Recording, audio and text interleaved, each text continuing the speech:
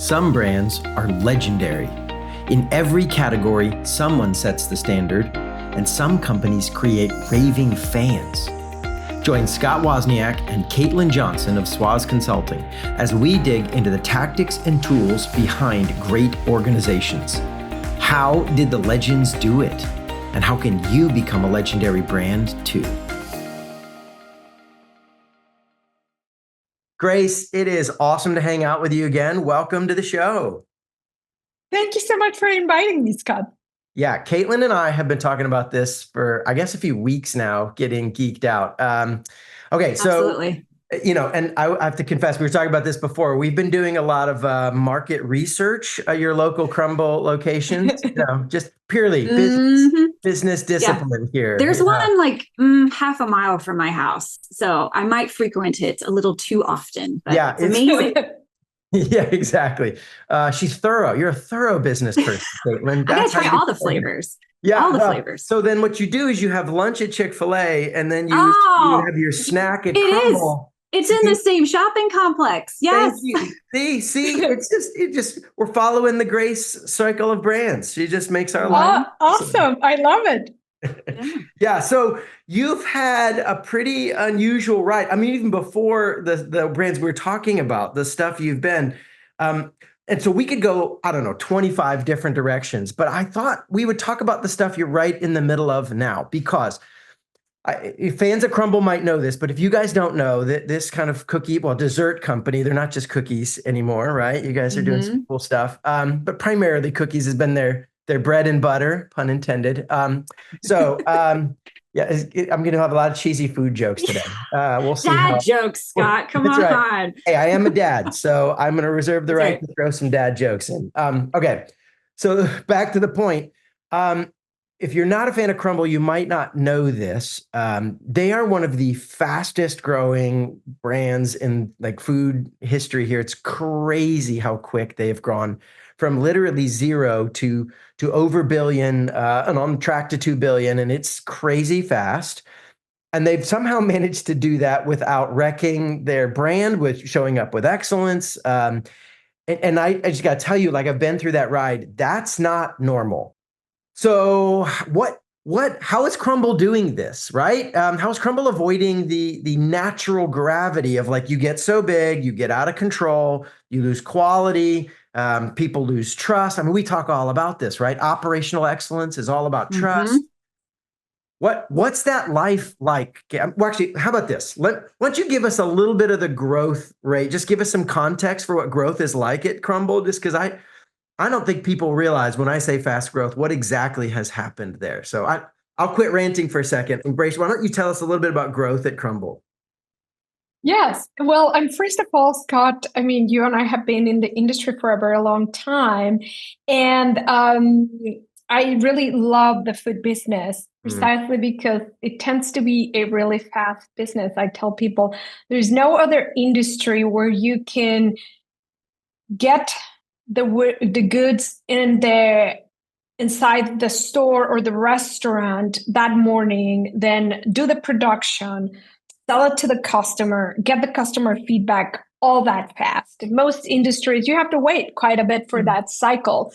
And I think the beauty of our industry is that, yes, it's fast and furious, but also you can get a lot of feedback really fast from your customers. So there's, I think, two key things about Crumbl. The first one is that it really got started fully on customer insight. So one of our founders came from the tech industry, and it was all about A/B testing, right? And saying, okay, if I do this versus do that, what does the customer think? So really, Crumbl started going directly to customers and literally asking, which cookie do you like better, A or B? And then they will say A, and then they will go and try to perfect that. And then they will perfect that and then come back with another 2 options, et cetera, until they created, really the kind of like perfect recipe. And then I don't know if people know Crumbl or not, but if you don't know it, then after they perfected that chocolate chip cookie, it was not until much later that they decided to rotate the menu every single week and bring new flavors and new cookies and now new desserts every single week. And if anyone knows anything about the food industry, is that only people that knew nothing about the industry would have chosen to do that, because managing a weekly rotating menu is pretty crazy and definitely a very complex execution of it. And let's be clear, we're not talking about like there's two options and we rotate back and forth. I mean, it's like there are dozens and dozens of different flavors and recipes and things that you guys rotate through, and you swap it every week. I mean, every 7, there's a few staples that come back pretty often, but it's crazy the variety you guys have. It's not subtle. Yeah. Correct. So the only permanent cookie on our menu is obviously the staple, the chocolate chip cookie. And that one even rotates every week, because one week we do the traditional milk chocolate chip and the next week we do the semi-sweet chocolate chip. And that's also based on customer feedback, because as you can imagine, there's a big debate about which one's better, chocolate chip or dark chocolate. And, customers are divided. I mean, I don't know, what's your favorite? I'm a fan of the dark chocolate, it's but dark. I know many of... Thank you. Yeah, well, my daughter is a big milk chocolate chip fan, right? So my wife is milk as well. I know. Yeah. We're praying for her. There's hope. Yeah, so every household is divided, right? So when you think about, our beginnings, we're very heavily influenced and continue to be obviously all about the customer feedback.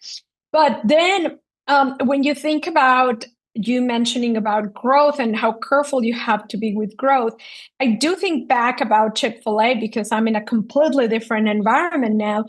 And I think about, okay, could a brand really do it this way today? And maybe.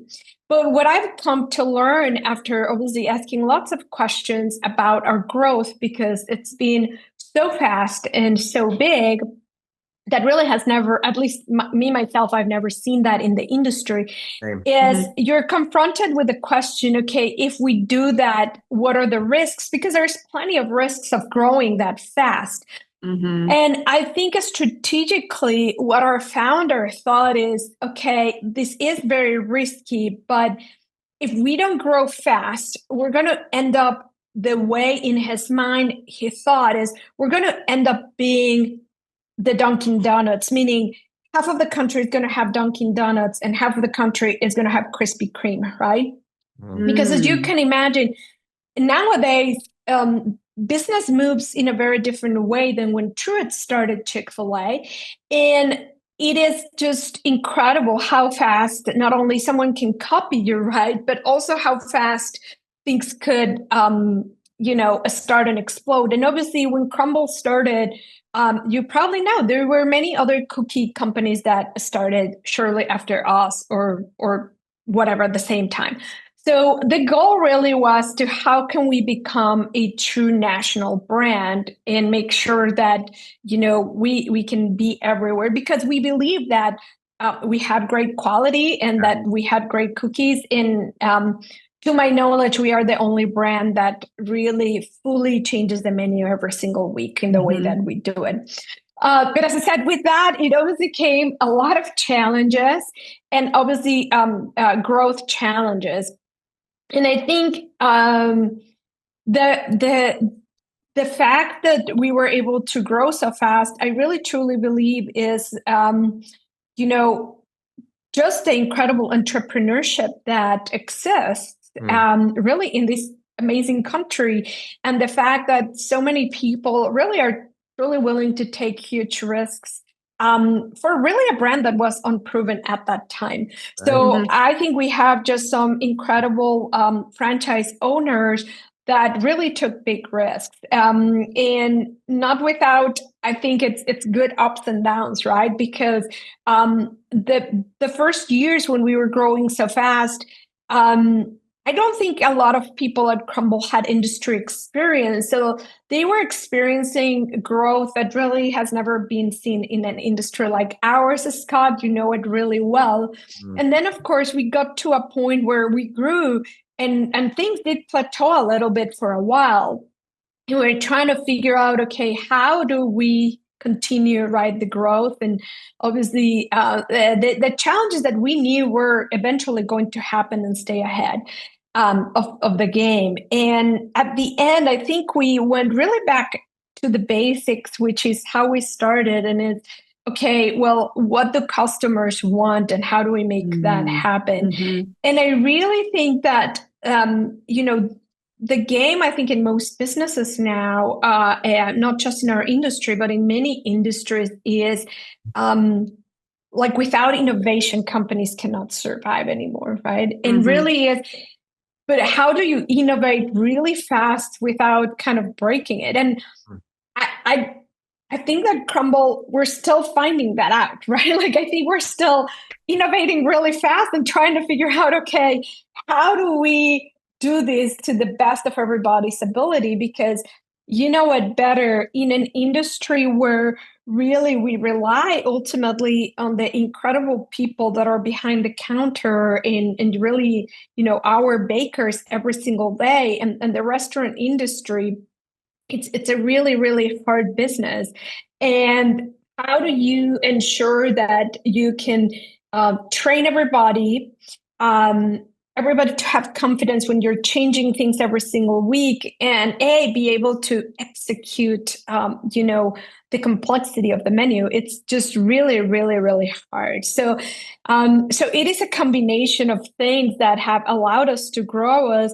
But every day is really, I think, a reinvention of just how we're trying to do the systems that we have built to try to scale and, keep up with the pace and the complexity of what we're doing.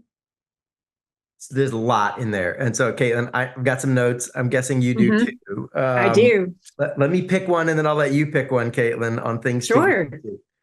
You talked about the franchise partners, and I love that. And I talk to brands a lot about this, like the key role especially when you get broad and multi-location and lots of sites. I think the key role in any organization becomes that the top leader and the local location, right? It's not the executive at the headquarters. It's not even the front line. It's the leader at the local location. It's, in this case, the franchise partner. And I'm like, man, that relationship, selecting the partners who truly match you, have the values and skills that you want, keeping that relationship healthy and talking. I mean, so I'm just kind of pausing and underlining, there are lots of things you mentioned. We'll come back to more of them, but that one jumped out to me first. Like, yeah, that's critical. So, can you say a little bit more about how, because I think that's one of the key roles.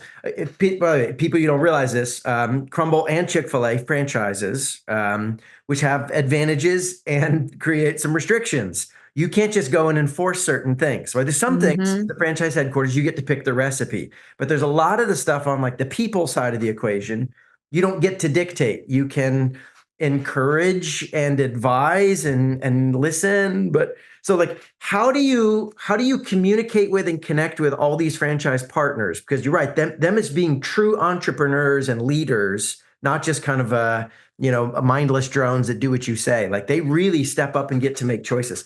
How do you manage that relationship? Am I right in saying this is a critical factor? Like, how does that play for you? Yeah, absolutely. It's one of the most important and critical factors, as you know, in any franchise business, whether it's food or the gym or whatever, right? Any franchise. And I think there are really many things that I think have helped Crumbl.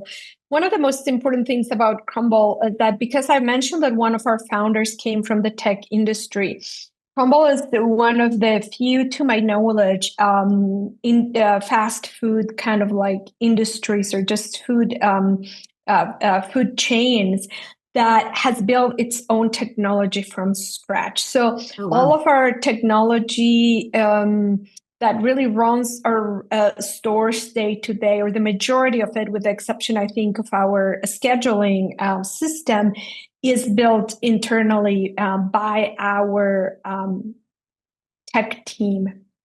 And it's really It's pretty amazing what they've been able to do. Of course, it can always get better, but I've been in many companies, and it's really incredible what they've done. And one of the critical things of that technology is that technology allows us to communicate real time with all the different leaders in the store. So from the bakers to the managers to the owners, it allows us to share consistently, and we really used it every single day, right? To put any kinds of messages out to the different key people that are out there in the store every day. So whether it's like something urgent that is happening and we need to inform people, to any and other more strategic things that are happening, we can share those messages and we can see in real time who's engaging with those messages and etc. In addition to that, let me just interrupt to say that's huge. And for the listening folks, this is one of the differences, I would say, Chick-fil-A to Crumbl. I think you named it right. Truett built it at a different era. And now Chick-fil-A leans into tech and does all that stuff. But there's something different about starting with this at your core. And I think it's one of the key advantages Crumbl has that I've never seen. In the food industry tends to be old school, right? And this kind of forward tech approach right in the heart of it shows up lots of ways. So yeah, I would challenge all of you thinking about building new brands. You don't build your brand and then try to bolt tech on. You've got to figure it out early on. So I think that's good, but keep going. Communication and all the stuff. I just wanted to interject there. Yeah. So these just allows us, right? It kind of like real time to share, communicate, see how many people are engaging with the messages. And then really, we have also different applications that run the store, right? From the application that's only for executing, the recipes every single week at the store, to the application where we are sharing about just the ingredients, etc., to the application that does the training every week. Because as I said, with the menu changing every week, you have to have training every single week, right? Of over 1,000 locations in 2 different countries with all different kinds of bakers, right? So we rely a lot in our technology to know, and to put out those trainings. So we have a training team in-house that's incredible. It creates the content every single week. So there is a huge content creation that is happening every single week and delivering every single week this training to thousands of bakers that are all right in their own stores, watching it and then preparing for the following week so that we can have, close to perfect execution. But it doesn't happen, right? And Scott, even when you said, excellence is always the goal, but it's a really big challenge. So is it perfect all the time? Obviously it doesn't. And we have a lot of turnover in our industry, as you know that too. Right. Welcome to food. It's definitely a challenge, but we try to do as much as we can on our side to have the right tools in the right place to the right people, right? So that it can be easy to absorb. We obviously, with the new technologies, rely a lot of like video and really easy instructions so that visually people can learn it as fast as possible, because, you only have 1 week to execute that. And after that, it's on to the next thing. Yeah. Let's just call out this challenge. Just so you guys hear what she's saying here. Think about the food industry's got notoriously high turnover. That's not because it's a demanding industry, but you also have a lot of students in the industry. So they're coming in and out of classes and school and summer jobs and all that. So probably every week, with your rotating menu and the natural turnover of these brands, you have somebody every week who's never made that cookie before, who has to make, or the pies or whatever the new stuff you have. Somebody's got to make a new item every week. In every location, you've got somebody somewhere like, oh, never done that before. Every time, and you're rotating it out. And so you don't cross your fingers and hope. You literally train them every single week. Well, and I think about how, I mean, gosh, you have to have a tech founder to have this mentality of innovation and pushing the boundaries every single week. And so what catches my ear, because I've been in communications, so I understanding the different channels within an organization to best communicate out messages, whether they're everyday things versus urgent things. It's usually a different communication channel. I've been in leadership development and training, and I think about the lead time and the number of stakeholders that need to review trainings to approve them in order just to press live. And so your guys are doing this on a weekly basis. So where my head goes, because I don't know if any listeners thinking, how do I make this happen in my culture, in my company, that we could be rapidly producing? Can you tell me a little bit about the culture and like who are you looking for to hire? Because I'm thinking it needs to be someone super open to being adaptable, because change is constant, not just change because of change impacting the industry, but change that you all are just infusing naturally internally. And adaptability is low on my Gallup Strengths Finder. But yeah, I have some strengths that help me counter that. But I'm just thinking about, who is the person you're looking for to help bring this vision of Crumbl alive? What does that look like? Yeah, Kaylin, that is really such a great question, and something that is just really crazy challenging too. So, Scott, you may have heard me say this before.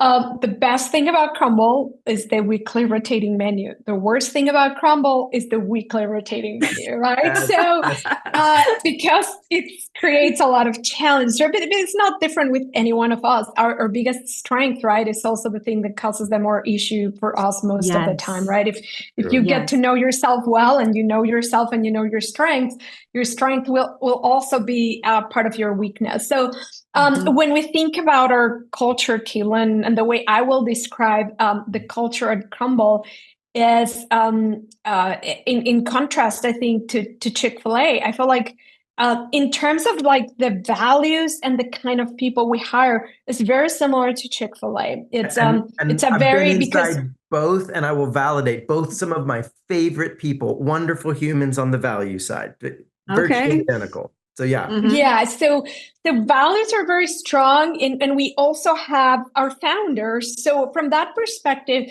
I think the great thing about our culture is that it's just value-based. It's very strong also on just like the kindness that you see with people. And truly, like I think in most places, people just want to do their best. What is very different is the speed, right? So, moving at the speed of Crumbl is definitely not for the faint of heart. So Crumbl has, most of the people at Crumbl are very, very young, and they're very just eager to jump in and do whatever it takes to make it happen. Not to say that, like, all of us all have our personality, and I do think some people struggle a lot more with change at Crumbl than others. And the reality is that, because even though we've gone this far, there are still systems that are not fully in place the way one will hope or envision, right? To make this change happen, like in the crazy way that it happens every single week. So we can be, getting a lot of feedback from also how we test our menu, and changes could happen very, very last minute, and almost like every single week. So if one of the things that we really try to ensure we communicate with people that are hiring is that, like, I get it, you're going to tell me you love change. Most people say they love change, but I'm like, but you've never seen the kind of change that you will experience here. So I really try to emphasize what I learned at Chick-fil-A, that an interview is not us interviewing you, it's also you interviewing us. And I really try to be as transparent as possible on what are you going to experience here, and what could make you feel really happy, but also potentially really frustrated. so that people, to the best of their ability, right, can make the decision whether or not they want to join us, and vice versa. But at the same time, I feel like if you are one of those people that love change and can be adaptable, it would be incredible for you to see how fast execution can happen, right? Regardless of if it's all perfect or no on times. Because at the end, even if you're in cultures where everything moves slow, things can still go wrong. I mean, that doesn't mean that they're going to go perfect. So I think sometimes it's just truly a mindset and how do you deal with it? And sometimes things continue to move so fast that even when you do your after action reviews or whatever, you're never going to fully make it perfect. So, because every time you discover something different. And I think one of the biggest challenges in any company is communication. But when things are moving fast, it's even more challenging. And I do have to say, I don't think we're ever going to get there or be perfect, because even in big organizations that don't move as fast, communication is always an issue. I mean, I've never met a company that told me, oh, communication is perfect and everybody knows what's happening. But I do think we've gotten really good at it, but there's still a lot of misses even with that. So we continue to build technology. Even just a few weeks ago, right, our founder decided that, here's what we're going to build to try to avoid some of the miscommunications that happen, because so many teams are working so quickly in these recipes and making changes last minute that if you do miss a change, right, how are you going to make it happen? So we are continuing to experimenting with technology and, okay, how do we make it? And our tech team is incredible. I was just so incredibly impressed. Literally, I'm in a meeting and we're discussing this and how do we make communication better? And the next day, they've already built a prototype and nice. in this Slack channel that tells you, this recipe change, and it even tells you, oh, it's a minor change, it's only these, or it's a medium change, or it's a major change, and everybody needs to know the changes can be in that channel, right? Is it perfect? No, we're still building it, but it's getting like the speed at what we address also those challenges is so big because we're just used to that. So I think that's one of the incredible things that you do get to witness when you're in such a truly fast-paced environment, and you learn a lot from it. That's so impressive. Hey, real quick, this podcast only grows through word of mouth. That's it. So if there's any part of this podcast that you think someone else should hear or would be helpful for something they're working on, it would mean a lot to me if you would share it. The whole reason I do this is to share the helpful stuff I'm learning with more people than I can reach in person. It could be via text, DM, whatever's easy. You hit the share button and you can help them and me in 5 to 7 seconds. Thanks. So we're talking about operational excellence and maintaining excellence in a fast-growing organization. I almost feel like having the change, being okay with change, is part of your operational excellence. And that's what maybe fires up the whole organization to deliver basics, the foundational basics in such an excellent way, because you're doing things that no other, at least food industry business is doing. So that in itself differentiates you. And I'm talking out loud here. So I'm thinking that probably attracts the right people that are like, oh, that's new and innovative, and they're okay with me prototyping after a meeting so I can come up with creative ideas and kind of put my thumbprint in the cookie, so to speak, and make a difference. Yeah, and it probably also, when it's done right with the mutual interview, I love that you called that out, Grace, is like, it also repels the wrong people. Like, listen, if we're really clear, this is a gift to everybody, because well, I'll put it this way. You and I, Grace, know people at Chick-fil-A and Crumbl who I would say are some of my favorite humans, who would hate the other environment. They would not do well, right? Not because they're not wonderful people, but like, this is not for you. the careful, gentle, steady process of tiny refinements of Chick-fil-A is part of why everybody loves them so much, right? And some of those humans would crash and burn, and they're like, whoa, whoa, whoa, we haven't tested this yet. We're gonna like, no, the test is we'll put it in the market. Like, whoa, whoa, whoa, versus the other way around, right? These aren't bad people.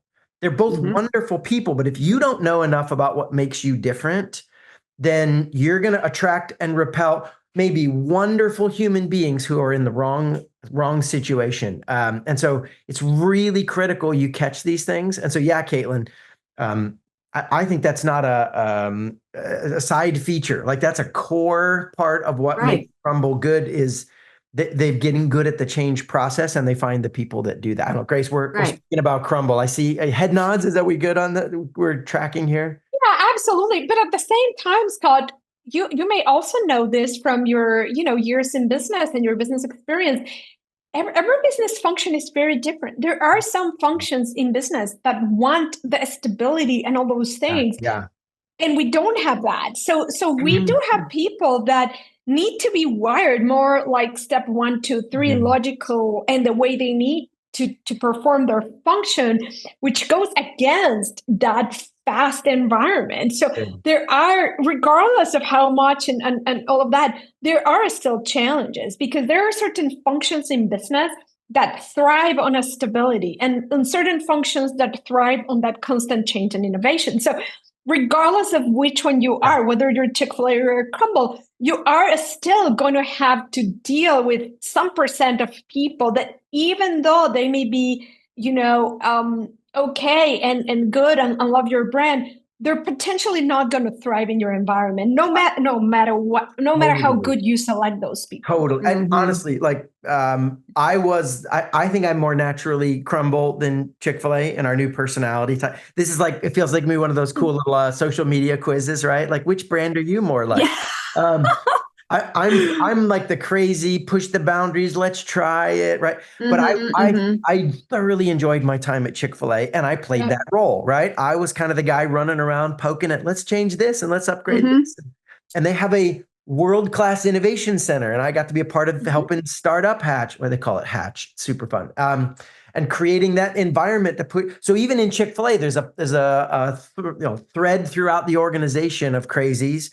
Just like probably in Crumbl, there's a thread throughout the organization in a group that's like, hey, let's keep the wheels on the bus like from falling off and make it stable. And you gotta, even internally, you gotta have some sort of balance and process to it. That's a good, that's a good call out, because and my organization, right? Caitlin, it's about our firm. Like, I'm crazy, and I tend to push those boundaries. And I deliberately have people on the leadership team whose job is to slow us down and keep us on track, and be like, I had to make a promise to my COO, I guess about a month or two ago, 6 weeks. And I was like, okay, Matt, no new products for the rest of the year. I launched so many new things. He's like, can we just even have 6 months to get these things solid? Like, okay, that's fair. That's fair. Yeah. So I think, well, and I geek out to this with the game player, archetypes, right? So I'm thinking, so there's 4 ways that we play games.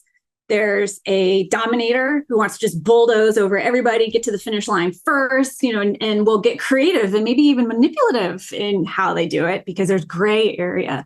Achievers who want to collect all the badges and get to the top, and have that achievement status. Socializers who like to play with other people and chit chat along the way and kind of have that experience. And then explorers who like to test out new things and go down new paths. And so when I'm thinking about you guys both talk about Crumbl versus Chick-fil-A, I'm thinking you're probably getting the achiever and socializer in Chick-fil-A, with the systems and processes and, the interactions with customers. And then with Crumbl, I'm thinking maybe even explorer/dominator of wanting to be the best and do it in unique and innovative ways. And so it's a completely different person that would be attracted to either of those environments. Yeah, I think that's a really interesting summary. Yeah. Grace, Caitlin's, listeners, you've probably heard us talk about this, writing a book on gamification, and can't wait to see the final product. I've seen some of the the rough draft ideas. Yeah, there's a lot there. Okay. I want to go back to one more thing here, at least before we wrap up. And you started with it. And it's customer insight. And I think it's so interesting. I started like, hey, let's talk about excellence systems, which communication and training and, selecting the right partners and selecting good employees and all. Yeah. But before we went all of that, this insight, Grace, I love it, is you were like, hang on. It begins with the customer insight. And especially because of the fast growth, we say customer insight's important for everybody, right? It's the fuel that drives all your engine and makes all your decisions. But this is, I think, one of the under-recognized keys to Crumble's success. If you're going to grow fast, you need to have real-time, really fast customer insight. Like, how do you not go off the rails? Here's the problem with most brands, right? They go big, and you got this small crew at the headquarters trying to make these big decisions, and they lose touch with what's going on out there. And so they keep making decisions, and they get further and further disconnected from what the people want or how it's actually showing up in the field. And they don't know. And by the time they figure it out, the brand has crashed in trust. Crumbl from day one. So, but I'm going to wait. Grace, I'm probably going to wreck this. But here, the three founders at Crumbl, super interesting, Caitlin. You got like the baker on the ground who's really like tuned into the target market. You got the business strategy guy, and then you got the tech guy. And the three of them had relationships and friendships and had done stuff before, but you combine that like product on the ground, a founder who came from Facebook, and then like this super seasoned business guy who a little bit older, a little bit more experienced on the kind of finance money side.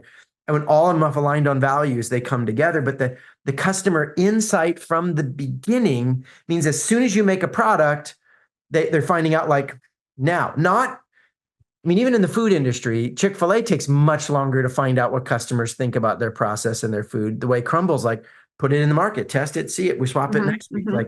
And so this insight, I just want to call this out. The faster you want to grow, the more immediate and detailed customer insight you need. Because if you stay tuned in quickly, you can react quickly, right? This particular dessert didn't go well, or this particular region didn't work. You can go like, hey, the training didn't work, right? Or hey, we got to change, we can make.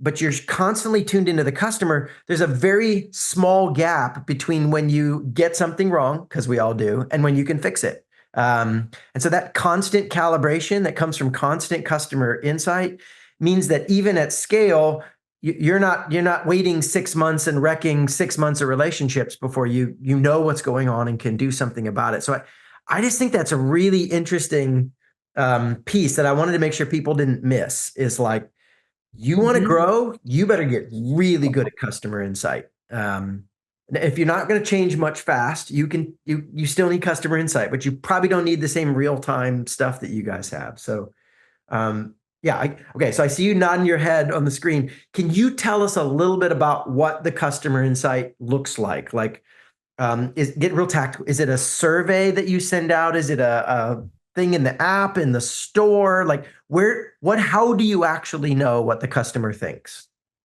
Oh my goodness, there's so many ways, and it's always evolving.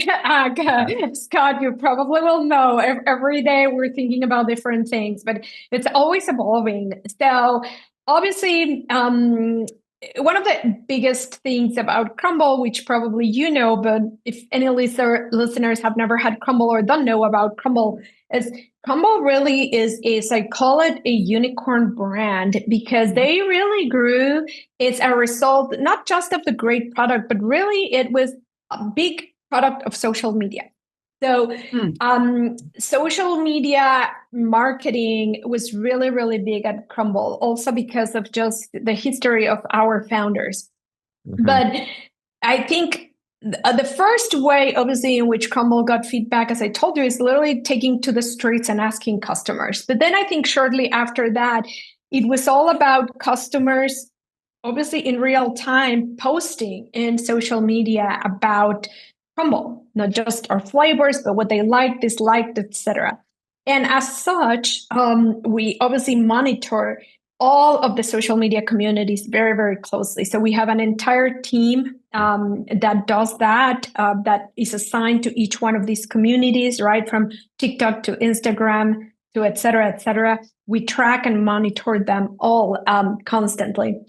But in addition to that, as our brand has evolved, we've introduced other ways in which customers give us feedback. First, we have a survey where for every single customer that orders with us through our app or at the store, if we do have your telephone number, we immediately send you a survey after your purchase that you obviously have about 24 hours to complete, just so that, you remember that experience really well. And this is via text, not only do we, yes, via tech. Okay. And we not only ask you for your opinion about everything, we actually also, you can put a photo of your box right away and see exactly how those cookies look like, et cetera. And we evaluate the quality of those products real time and give feedback back to the store. Because the other issue that we have, Scott, is if you don't tell the store that week what's wrong with those cookies, you miss the opportunity because next week is a whole different set of desserts. That's speed. So you have to be telling and doing that really fastly. So we have teams that do that amazingly well, but we also obviously have the customer that's taking the photos. So if you're a customer, take your photos and send it to us, because we do look at them and we make sure that the quality is there. Because to your point, if we don't know, how can we fix it? And if the stores don't know, how can they fix it? So that's a way into which we collect feedback 100%. Obviously, not 100% of the people answer the survey, but we have a pretty great answering rate of our surveys.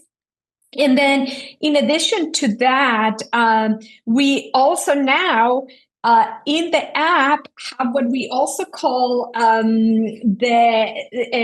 cookie rating journal, the cookie journal. So you can go in our app if you're a customer, and you can go and check the cookie journal, it's called, like right here, you can see it. And in the cookie journal, I can go and I can rate any cookie that I want or any dessert.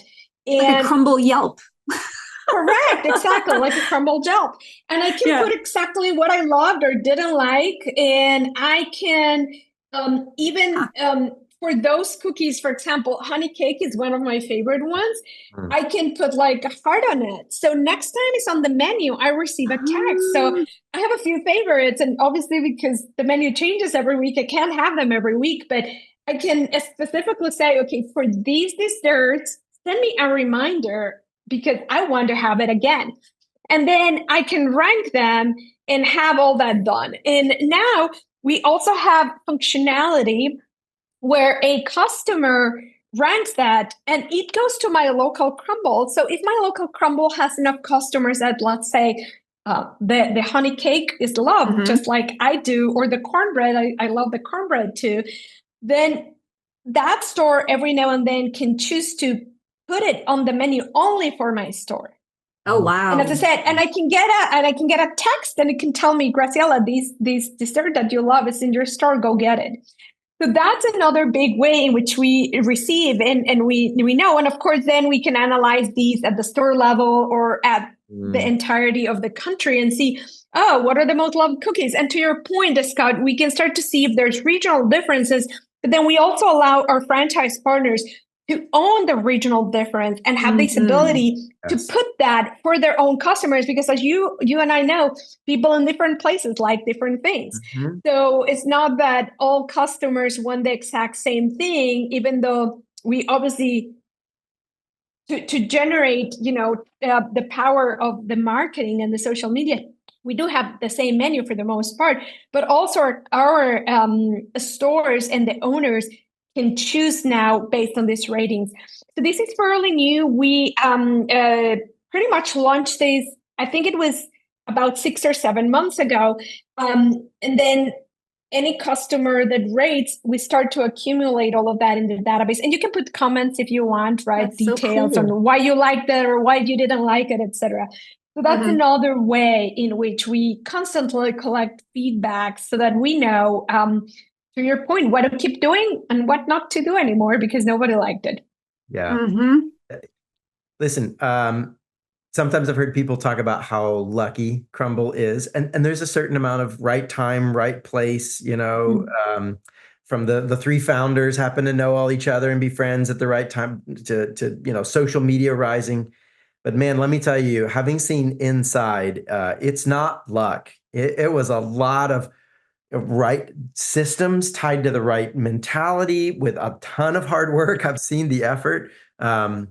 It's really, really cool to see this. And so I'm not worried that Crumbl is going to be another Boston Market. I'm like, these are the early days. I think you guys actually are one of the healthier brands that I see out there because of this kind of customer insight and willingness to respond and the humility of like, well, we're not right, we're perfect. We're just going to keep learning. Man, it's pretty exciting. And man, I can't wait to see what the next 7 years bring, Grace. So, hey, thanks for hanging out with us. This has been awesome. Yeah, thank you, Grace. Scott. And I just want to close with saying, first, we don't take it for granted. I think anyone that thinks that they've made it is absolutely the wrong, as you know, mentality. But ultimately, I really personally want to thank all the bakers out there. It is a really hard job. I never take it for granted. I've been there. I try to be often in stores and, do the balling and do the mixing and do the cookies. And it is really, really hard You personally, work. as COO, will get out there and get on the line and try to, okay. And it's my favorite time. And I love to ask questions of our bakers, right? To see what are the challenges and what are the most difficult things. And to any customer, what I tell you is being in the industry for so long, and I know during COVID, everybody said that our people were essential workers, but I have seen also some customer behavior reverting back to really not appreciating the hard work of the people get to feed you every day. And I really want to encourage just kindness, right? I mean, you can never be too kind. Even if somebody messes up your order, believe me, they don't want to do that, but it happens. It is hard work. So just my encouragement is just be kind and grateful to anyone that's there to serve you, whatever it is that you're purchasing. If you enjoyed this episode, you might want to sign up for our weekly newsletter. It's all new content with the same themes. You can subscribe for free and learn more about how we partner with our clients to build legendary companies at swozconsulting.com. That's www.swozconsulting.com. And if you want to get access to the actual tools and techniques that we use with our elite consulting clients, check out our online program at legendarybrandsacademy.com. That's www.legendarybrandsacademy.com. Greatness is possible. You just have to build the right engine.